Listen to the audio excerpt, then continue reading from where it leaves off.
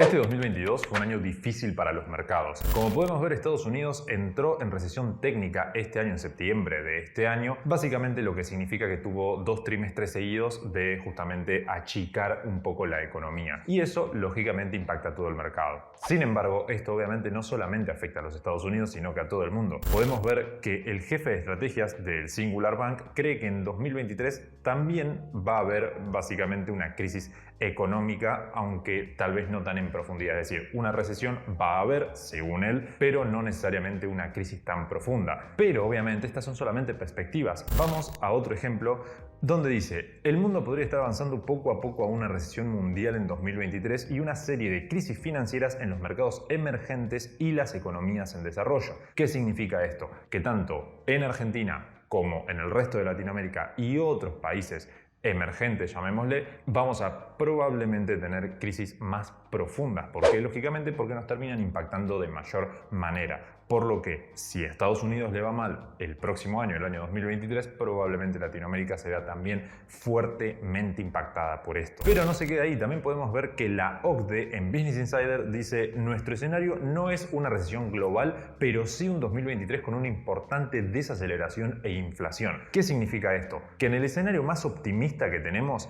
vemos también caídas y grandes problemas en los mercados. Por lo que esto lógicamente genera miedo, incertidumbre, dudas, o sea, FUD, y los inversores terminan sin saber qué hacer. Por lo que, ¿qué vamos a hacer? Primeramente vamos a analizar mercado por mercado y después vamos a ver qué hacer. Voy a empezar lógicamente por mi área de especialidad, que es la bolsa, las acciones específicamente, así que vamos a ver qué dicen los analistas de Forbes. Dicen básicamente que los aumentos en las tasas de interés, que ya lo vamos a ver qué significa todo esto, son malas noticias para las acciones, o mejor dicho, para los precios de las acciones.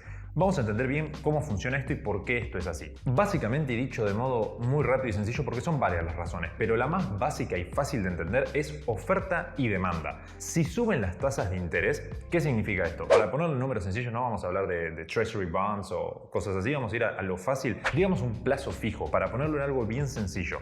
Si a vos el plazo fijo hoy en Argentina te ofreciera un 300% de rentabilidad, mientras que la bolsa te ofrece un 350, digamos un poquitito más, pero esta tiene posibilidades de bajar. ¿Qué vas a hacer vos? Y te vas a quedar obviamente con el plazo fijo. ¿Por qué? Porque superás la inflación, porque es súper conservador, porque obviamente puede llegar a tener riesgos, pero es muchísimo menos de lo que te vas a encontrar en la bolsa. O sea, lógicamente, si a vos de forma conservadora y con renta fija te ofrecen unas ganancias grandes, te vas a quedar con eso antes que ir a unas posibles ganancias más grandes, pero que además de tener esa posibilidad de ganar, también tener la posibilidad de encima perder. Por lo que, ¿por qué los inversores elegimos la bolsa? Y porque la bolsa suele tener rendimientos mucho más grandes que lo que es renta fija directamente, y además porque la renta fija suele perder también contra la inflación. Por eso es que nos terminamos yendo a otros mercados. Si no entendés esto, puedes verlo en ese video donde explico si se puede vivir o no de plazo fijo, comparándolo también con otros factores. Entonces, volviendo al tema, ¿qué pasa? Vamos a ir a otro medio donde dice: el incremento de las tasas de la Fed seguirá hasta el 2023. Inclusive estamos hablando de principios, ¿sí? Inicios del 2023. ¿Qué significa esto? Mientras siga habiendo aumentos de las tasas, para los inversores va a ser más llamativo dirigirse a este mercado, a la renta fija. Entonces, ¿qué van a hacer? Van a sacar dinero de las acciones y las van a poner, lógicamente, en renta fija. Esto va a generar oferta de este lado, lo que significa que los precios van a caer. Repito, hay más cantidad de factores que afectan, pero creo que esta es la forma más fácil de entenderlo. Sin embargo, cuando hablamos de tasas de interés, no nos referimos solamente al aumento que te van a pagar a vos, sino también el aumento de tasas de interés que te van a cobrar cuando vos quieras sacar un crédito. Por eso vemos que en Forbes dice que esto que estamos hablando, el aumento de las tasas de interés, incrementan el costo del capital, de cost of capital. Y esto básicamente desmotiva a las compañías a tomar prestado dinero. ¿Y qué hacen las compañías cuando piden prestado dinero o toman deuda? Básicamente se expanden, crecen. Eso es lo que explican acá. O sea, pongámoslo también en un ejemplo. Imaginemos que Apple quiere $1.000 millones de deuda para sacar un nuevo producto. Por ejemplo, estos 1.000 millones pagados a un 1% anual es un número X, no importa ese número. Pero si te cobran el 5% anual, que acá es donde estamos hablando de la suba de tasas más importantes, entonces también nos vamos a ver afectados. ¿Por qué? Porque la empresa no va a poder probablemente pagar esa deuda, o tal vez no quiera arriesgarse a saber si va a poder o no pagar esa deuda, porque si hay una crisis más grande la gente no le va a comprar sus productos y de esta forma se termina viendo perjudicada. Por eso tenemos que tener mucho cuidado a la hora de invertir. Entonces estos son básicamente los dos factores que pueden afectar al mercado de la bolsa específicamente, que es lo que estamos analizando en este momento, de lo que son subas de tasas de interés. Por un lado tenemos la desmotivación de los inversores a tomar riesgo en el mercado tradicional y dirigirse directamente a la renta fija. Y por el otro lado tenemos también la desmotivación de las empresas a seguir creciendo de forma agresiva, dado que no saben si van a poder o no cubrir esa deuda. Por ende, no van a intentar crecer, lo que definitivamente va a bajar el crecimiento. Entonces, lo que podemos ver es o una baja muy importante del crecimiento o inclusive una baja de los precios como tal. O sea, baja de crecimiento, ¿qué significa? Va a crecer, pero poco. Y una baja como tal significa literalmente que caigan los precios. Por lo que el escenario más optimista en este caso sería una pequeña suba leve. Sin embargo, los inversores tenemos que contemplar otras cosas, como por ejemplo, vamos al gráfico del S&P 500. Lo que podemos ver acá es desde que empezó la bajada, el mercado llegó hasta más o menos un 27%. ¿Esto qué significa? Bajó más de un cuarto. Eso en el mercado accionario es muchísimo. Estamos hablando de cientos de miles de millones de dólares. Por lo que ahora, si bien estamos viendo una pequeña recuperación, esto tranquilamente puede ser un retroceso de una tendencia bajista de largo plazo, lo cual no nos dejaría para nada tranquilos. Pero sí es verdad que los mercados se anticipan. ¿Y qué significa que los mercados se anticipan? Cuando nosotros sabemos que probablemente haya una noticia negativa, el mercado va vendiendo desde antes, no van a esperar a la noticia. Es la famosa frase de compra con el rumor, vende con la noticia. En este caso sería al revés, vende con el rumor, compra con la noticia. ¿Qué significa esto? Y que si hay una posible, por ejemplo, guerra entre Ucrania y Rusia antes de que arranque, cuando ya se estaba previendo, el mercado ya iba vendiendo, iba bajando. Cuando la noticia se da, el mercado ya está abajo porque ya fueron vendiendo. ¿Y qué pasa? Si la noticia hubiera sido opuesta, si la noticia hubiera sido al final se confirma que no hay guerra, ¿qué iban a pasar los mercados? Iban a subir. El mercado se anticipa lo que puede ver. Si después pasa lo opuesto, entonces el mercado termina obviamente dirigiéndose en dirección contraria. Entonces el mercado se está dirigiendo hacia la baja, lógicamente, por no solamente las cosas que están pasando ahora, sino por lo que el mercado especula que pueda pasar a futuro. Pero el mejor momento para comprar, por ejemplo, en pandemia, o sea, cuando arrancó la pandemia del COVID-19, el mejor momento para comprar fue cuando se anunció el cierre de absolutamente todo. Cuando se anunció que nos íbamos a encerrar nosotros, es decir, la cuarentena, en ese momento, ese día fue, bueno, el último día de baja y a partir de ahí empezó a subir el mercado. O sea, eso es lo que suele pasar. Cuando hay miedo, cuando hay incertidumbre, cuando no se sabe qué hacer, suele ser el mejor momento para invertir. Eso tenemos por el lado de la bolsa. Vamos ahora al sector inmobiliario, que es un sector que a mí tanto no me compete, no soy tan amigo, no estoy tan familiarizado con el mercado inmobiliario, por lo que vamos a ver qué dicen los grandes medios. En este caso tenemos que los economistas de Goldman Sachs esperan que los precios de las viviendas bajen aproximadamente un 5, un 10% desde el máximo que se alcanzó en junio. Estamos hablando de las viviendas en Estados Unidos.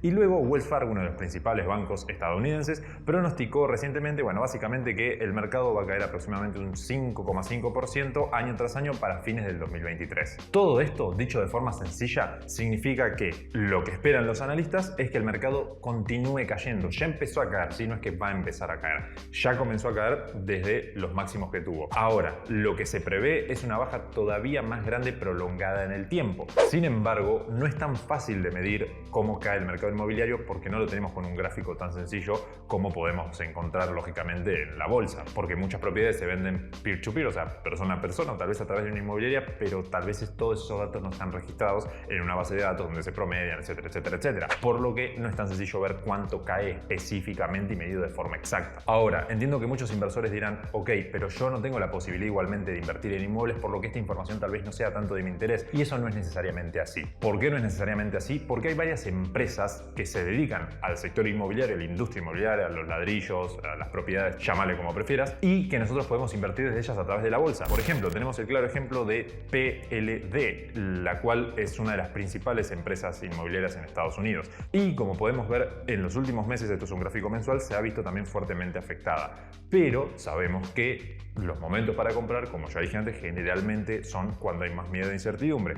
Esto no es una recomendación de inversión, una recomendación de compra, simplemente es lo que ha pasado a lo largo de la historia. Y lo bueno que tienen básicamente las acciones es que podemos comprar desde porcentajes muy pequeños. ¿Cuán pequeños? Básicamente el 1% de una acción. Si esta acción sale $115 aproximadamente, desde $1,50 ya vas a poder comprarla. Obviamente depende del broker. En este caso estamos utilizando Libertex, que es uno de los que lo permiten, pero vos podés utilizar el que quieras. Igualmente en ese video te explicamos qué es Libertex, cómo depositar en él, cómo operar y demás. Pero en definitiva, las perspectivas para el mercado inmobiliario todavía son inclusive más bajistas de los que ya han venido siendo. Por lo que tenemos un mercado accionario bajista con perspectivas bajistas y tenemos un mercado inmobiliario de la misma manera. Pasemos ahora al tercer mercado que me interesa analizar, que es el de Forex. Forex, que es intercambio de divisas, o sea, comparación de monedas unas contra otras. Generalmente las dos principales, euro y dólar. Por lo que vamos a empezar a ver un poquito de cómo funcionan los fondos, ¿sí? Lo que podemos ver es que los fondos generalmente llevan desde un 3 a un 5% del total de los activos que tienen, o sea, de la cantidad de dinero total que tienen. El 3 al 5% lo suelen mantener en cash, o sea, en dinero, en efectivo, llamémosle. Sin embargo, según un estudio realizado por Forbes, podemos ver que, digamos, a septiembre de este año, hay fondos que tenían un 6.1% de liquidez. Ahora voy a explicar bien qué significa esto, pero antes de pasar a eso podemos ver que los gestores de fondos tienen expectativas bajistas tan altas, o mejor dicho, las más altas desde el 9 del 11. Ahora, ¿por qué este 6.1% es tan grave? ¿Por qué es tan escenario pesimista? Si uno dice, bueno, si suelen ir del 3 al 5 y ahora tienen el 6,1, tampoco es tanta la diferencia. Pero vamos a ver si no es tanta esa diferencia. Para nosotros llegar de 5% a 6.1%, saquemos el porciento, de 5 a 6,1, ¿qué crecimiento tiene que haber para llegar de 5 a 6,1? 22%. O sea, 6,1 es el 122% de 5. Si esto no lo entendés, no importa. Pero básicamente significa que el crecimiento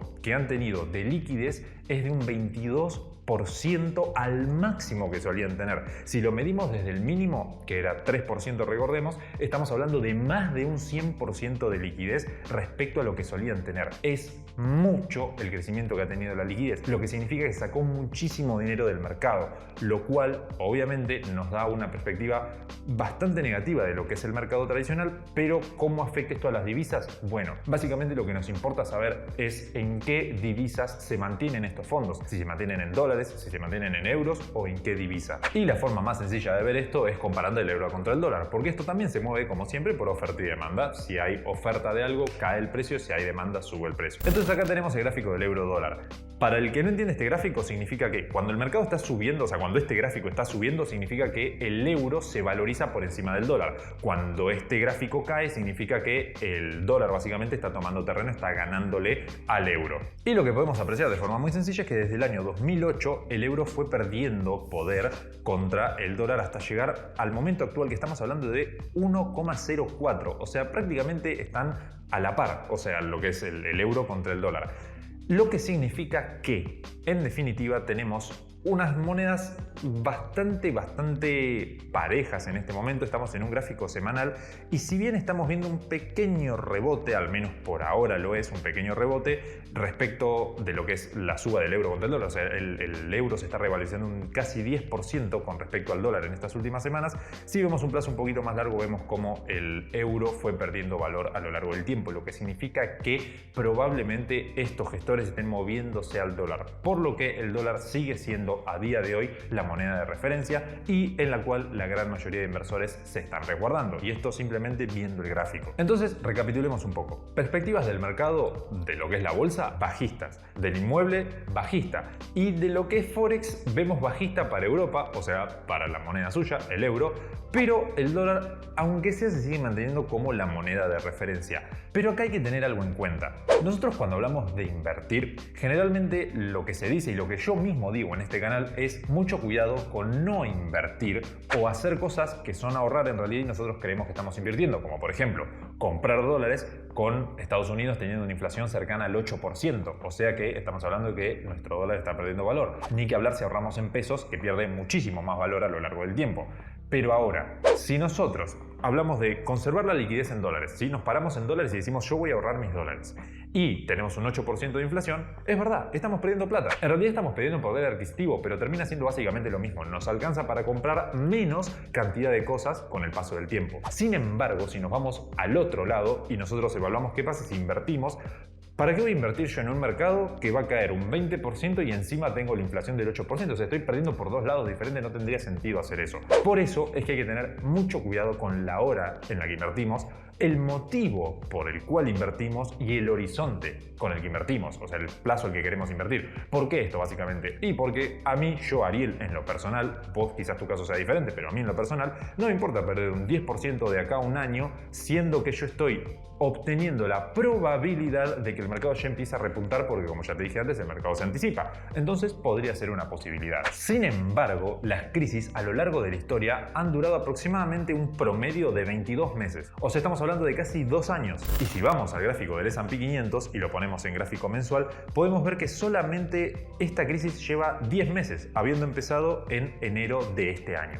O sea que tranquilamente podríamos tener un 2023 entero de una bajada todavía más grande para recién ahí llegar a más o menos 22 meses y a partir de ahí empezar a crecer. Pero entonces, Ariel, ¿qué hago? Primero que nada, si este video te está gustando y te está sirviendo, dale me gusta, es completamente gratuito y de verdad nos ayudas un montón a recibir ese feedback. Y también comentanos, justamente en la caja de comentarios, qué te parece este video. Pero ahora, ¿qué hago con el punto de vista de inversor? ¿A dónde voy? ¿Qué hago con mi plata? ¿La invierto? ¿No la invierto? ¿Mantengo liquidez? ¿No mantengo liquidez? Vamos a aclarar que nada de esto es recomendación de inversión ni asesoría financiera, o sea que vos tomás tus decisiones con tu propio capital. Yo no te voy a decir qué hacer. Pero, ¿qué hago yo? Completamente para mí este es un momento de hacer análisis fundamental y vamos a entender el porqué de esto.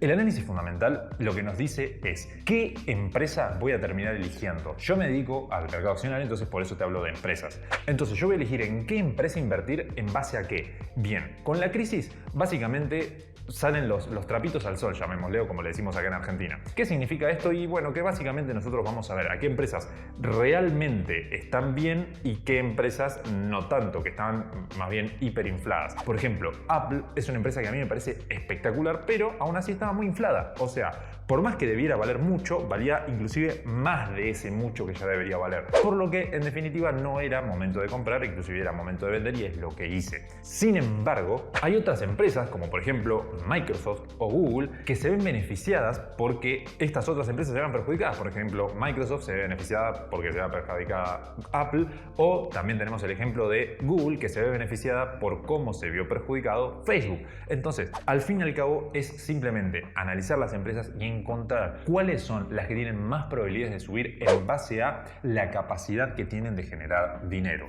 O sea, tu enfoque tendría que estar en eso, en cuál es la empresa que a mí me va a dar más posibilidades de ganar plata a largo plazo. ¿Y cómo sé cuál es la que tiene más probabilidades de hacerme ganar más plata? Simple, la que más dinero genera es la que más termina valiendo. Eso no significa que vos tenés que buscar la empresa que más dinero va a generar en el mundo, sino que lo que tenés que hacer es ver de su competencia, de su nicho, de su mercado, de su industria, de su rubro, cuál es la que termina siendo la mejor. Y eso, la forma correcta de hacerlo es a través del análisis fundamental. Vas a encontrar mucha información de análisis fundamental gratuita en internet, también tenés nuestro curso, pero vos podés aprender de donde vos quieras.